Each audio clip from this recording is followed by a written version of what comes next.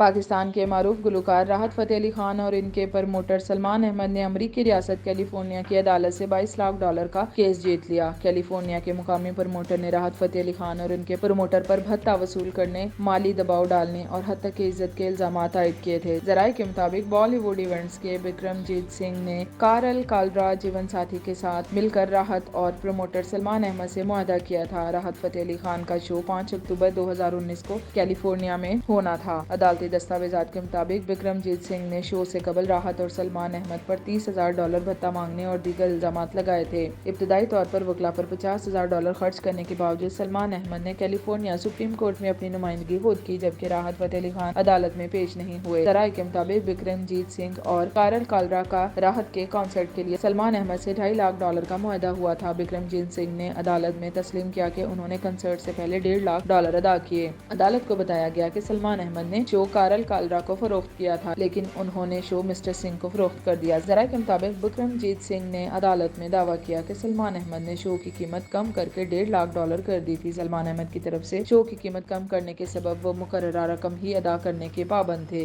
شو کی شام معاہدے کے مطابق سنگھ اور ساتھی پر $1 لاکھ کے بقایا جات تھے، تاہم کارل کالرا کی جانب سے $1 لاکھ کی بقیہ رقم میں سے $30,000 کی ادائیگی پر شو 2 گھنٹے تاخیر سے شروع ہوا۔ سلمان احمد نے شائقین کو شو میں تاخیر کی وجہ فنکار کو پوری قیمت ادا نہ کرنے کی وجہ بھی بتائی تھی۔ بکرم جیت سنگھ نے عدالت کو بتایا کہ وہ سلمان احمد کی طرف سے رعایت پر راضی ہونے کے سبب $30,000 یا $1 لاکھ دینے کے پابند نہیں رہے۔ شو سے قبل $30,000 بھتہ کی شکل میں لے کر میری ساکھ کو نقصان پہنچایا گیا، تاہم سلمان احمد نے عدالت میں الزامات کی تردید کرتے ہوئے بتایا کہ وہ سنگھ اور ساتھی کے درمیان معاہدے میں ترمیم نہیں کر سکتے تھے۔ جج نے بکرم جیت سنگھ کی جانب سے عدالت میں پیش نصف درجن گواہوں کو بھی رد کر دیا، جبکہ راحت اور سلمان احمد نے صرف حقائق پر بھروسہ کرتے ہوئے عدالت میں کوئی گواہ پیش نہیں کیا۔ جج نے سلمان احمد کی طرف سے معاملات میں ایمانداری سے کام لینے پر ان کے حق میں فیصلہ سنایا۔ فیصلے میں کامیابی کے بعد سلمان احمد کا کہنا تھا کہ یہ کیس راحت فتح علی خان کے خلاف سازش تھی۔ سازش کا مقصد راحت فتح علی خان کی ساکھ اور انہیں $22 لاکھ سے زائد کا نقصان پہنچانا تھا۔ واضح رہے کہ سلمان احمد گزشتہ 3 دہائیوں سے انٹرٹینمنٹ انڈسٹری سے وابستہ ہیں۔ وہ نوبل پیس پرائز سمیت دنیا کے دیگر اہم مقامات پر راحت فتح علی خان کے شو کرا چکے ہیں۔